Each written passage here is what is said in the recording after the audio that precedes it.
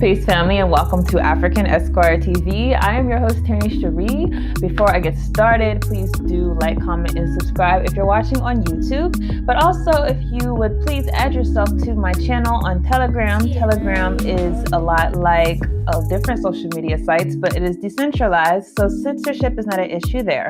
Also, please add yourself to Odyssey. Odyssey is a lot like YouTube, but it is also decentralized, so it's an important platform to try to move content to. So many may have been watching in shock about what happened at the Pan-African Parliament a couple weeks ago. If you do not know, Pan-African Parliament is essentially the legislative body of the African Union.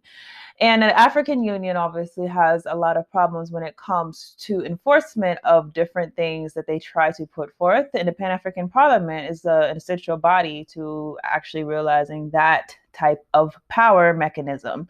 So a lot of people were waiting and watching to see what would happen, and a lot of people were disappointed. I'm going to play just a quick video just so that you can understand the havoc, just in case you did not see it. Scuffles broke out during a meeting of the African Union Parliament on Monday as a week-long debate over the election of their new president boiled over. In scenes of mayhem broadcasted on the SABC, lawmakers could be seen rushing to the floor, shouting at officials to express their discontent. Members of Parliament wrestled over a white ballot box located at the front of the room that was meant to hold the votes for the election of the Pan-African Parliament president. The vote had already been postponed last Thursday when a staff member tested positive for COVID-19. The chaos stems from a disagreement between West and Central African countries and a bloc of states from Southern Africa over whether the presidency should move around the various regions of the continent on a rotational basis. Lawmakers pointed out that the last two presidents of the Pan-African Parliament have been from West Africa, and that not a single president of the African Union institution had originated from the Southern African country since its creation in 2004. Today we're going to read from an article on the website Mail Guardian, and the question that the article asks is, what is the point of the Pan-African Parliament? It is easy to forget that the Pan-African Parliament exists. I mean, I didn't know it existed until probably 2 years ago or so. I didn't know it existed. Since its inaugural session in March of 2004, the institution that was intended to be Africa's highest legislative authority has struggled for impact and relevance. And judging by the sparse attention at its parliamentary sessions, held several times a year, that forgetfulness extends to its own members. The parliament doesn't even have permanent headquarters. After 17 years, it is operating in a converted conference venue in Madrid, a nondescript South African commuter town. Going forward, it says, perhaps the problem is that it has no real power. It is meant to be the legislative body of the African Union, but its decisions are consultative and advisory. They are easily and regularly brushed aside by the heads of state who really control the union. Or perhaps it is that its members, while drawn from across the continent, are not elected by the people they are supposed to be serving. Instead, they are appointed by their own national legislators, meaning they answer not to the citizens, but to governments, few of whom have any genuine interest in citizen oversight. This week, however, there was finally some activity for long-term watchers of the legislature, at least for those who had not already fallen asleep. Okay. There were scuffles, there were shoves, and there were insults and punches and even a death threat. Suddenly, for the first time, the eyes of the continent were on the Pan-African Parliament. Even the AU Commission chair, Musa Faki Mahamat, was moved to comment. He said, the shocking scenes of violence at the Pan-African Parliament today tarnished the image of this honorable institution. Now, the article goes on to say, no power, but plenty of privilege. What could possibly have got the tension running so high? It was not anything to do with improving governance or fighting corruption or holding our leaders accountable. I gave that side eye because corruption is always listed as the big problem for Africa, not the driver of corruption, but we'll save that for another time. Instead, the parliamentarians are squabbling amongst themselves over who gets to preside over chambers. At stake is the position of president of the Pan-African Parliament, which was occupied until earlier this year by one, Roger Ngudu Dang, who certainly appeared to enjoy his 6 years in the job. And why not, he said. Much of it he spent in a suite in Johannesburg's ultra-luxurious Michelangelo Hotel, with another 8 rooms booked for his retinue, all paid for by African taxpayers. He was driven around town in a Mercedes-Benz sports utility vehicle after rejecting the substandard Mercedes-Benz E-Class that was initially allocated to him. When he finally did move out of the hotel, he occupied a residence in an exclusive housing estate in Pretoria that cost nearly $6,000 a month. Okay, imagine what that is inside of South Africa. And came with 2 full-time chefs and 2 cleaners, all on the AU's payroll. It is not just the luxuries that made the job so attractive. It is also the near total lack of accountability. When staffers accused Dang of sexual harassment, bullying, and nepotism in 2019, the Pan-African Parliament voted in secret to bury these allegations. This was against the recommendation of the internal inquiry, which found that there was good reason to conduct a full investigation. South Africa, supported by North Africa, is pushing for candidates Zimbabwe's chief Fortune Charumbia to be installed as Deng's successor, saying that the position should be rotated through the regions, while the West African bloc, supported by East and Central Africa, wants direct elections, which will likely result in another West African candidate, Mali's Hadera Achata Cisse, I think that's how you pronounce it. This then is the dream job that fueled the fighting in Madrid this week.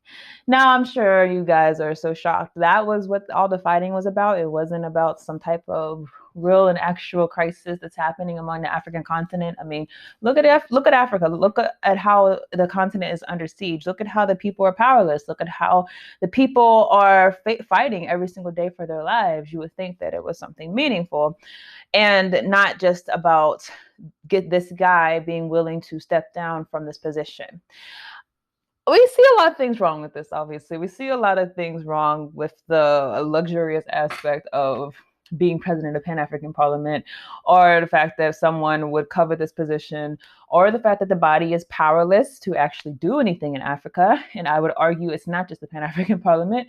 The AU is not even poised to do anything outside of Africa. Anytime anything happens, there's not a unified action that you see of the AU going to rectify a situation. But beyond this, we should understand that the Pan-African Parliament is not a Pan-African institution. What do I mean? Pan-African institution, what I mean by that is that we need Pan-African institutions to reflect African people and not the governmental structures that handicap those people. And that is what many of the governments are built to do. They're not built to realize actualized freedom. They're built to continue to benefit the colonial system. They're built to continue to ensure that there's a certain class of people inside of the continent who do get to enjoy luxuries, who do get to enjoy privileges. Meanwhile, the masses of the people are suffering. So my argument is there's no such thing as a Pan-African Parliament inside of the AU. How can you have a Pan-African Parliament when those countries that make up the Parliament, the countries that make up the AU, all of them are representative of a few Africans. None of them are representative of the masses of Africans. That's the only thing that would be a Pan-African Parliament. Whenever you have the masses of people, the poor people, the people who are being raped by the West economically, those people getting their say met, that's whenever you have a Pan-African Parliament. But this is a reminder, I think, for us stress that Pan-Africanism should never be seen as something that occurs when you have leaders, business leaders is what I mean, politicians coming together and saying, oh, this is what we're going to do for Pan-Africanism. Pan-Africanism has to be driven from the bottom up. It has to be driven by the grassroots. It has to be driven by the masses of the people. If it is not, then it is not Pan-Africanism. It might be African people coming together. It might be African people joining forces for a particular purpose. But if it's not being driven by the masses of African people, then it is not Pan-Africanism. So for my people who are embarrassed about what happened at the Pan-African Parliament, understand that instinctively this institution is not built to bring about any good for the people because it's not representative of the people. Do not be so shocked whenever you see the Western form of democracy being replicated in Africa and it falling into shambles. It's a Western system of democracy. It's not built for Africans. I think that's something that a lot of people missed about this. The Western system of democracy is one where you could have all of these privileged people come together and discuss how we're going to maintain our privileges. The Pan-African Parliament is not that. The Pan-African Parliament is people who are mostly benefiting among the people who are the worst affected, coming together, trying to figure out how are they going to maintain what little scraps they have gotten from the imperialist machine. Two very different things. One is about power. When you look at the United Nations, when you look at the EU, when you look at when you look at the North American Free Trade area, when you're looking at those types of meetings versus when you're looking at a meeting like the African Union or the Pan-African Parliament, the biggest difference you'll see is power. These people are not plotting on how to make sure African people become empowered. People, not individuals, become empowered. They're trying to maintain what little concessions the system has been willing to grant to them, and that is it. So if you want to not be embarrassed, as you may have been watching those videos, then I suggest that you get in an organization, African people, and start pushing for a Pan-African Parliament that is going to represent the masses and not represent the few. That is what I think the solution is. So that's all I have on this story. What are your thoughts about what happened? I will see you on the next video. Hey family, this is Tierney Cherie. I'm here to make an announcement that I'm very, very excited to make. I'm excited because I really think this is something that is important for our people. Otherwise, I would not have devoted so much time and energy towards it. So I finished my first book, and the book title is Fostering False Identity, the Child Welfare System's Design of Social Control of the Black Family. Now, why is this book something that I think will be very important for our community? Well, number one, it's dealing with the system of white supremacy, particularly the way that the system has targeted our children. If you don't know, our children are literally our future. Without our children, we have no future. And so understand that the system is very crafty when figuring out what to derail first. And to me, it's no mistake that the system particularly went after the Black family. If you look at what happened whenever we were enslaved by this system, and continues to go after the Black family, continues to go after Black children, continues to try to villainize African parents. So for that, I wanted to particularly talk about this subject. Now, the other thing that the book will deal with is our African identities. Why is it that our African identities are a threat to this system? Why is it that whenever we want to identify ourselves as being African, we get so much drawback inside of the Black community? I think a lot of us are not aware of the history of assimilationist thought inside of our community, this idea that we have to be close to white in order to be accepted. And so that's another subject that we delve into in this book. So I'm hoping that anyone who is, obviously, if you're a parent, a Black parent, and you really want to understand why it is that these systems are going after your children, I encourage you to read this book.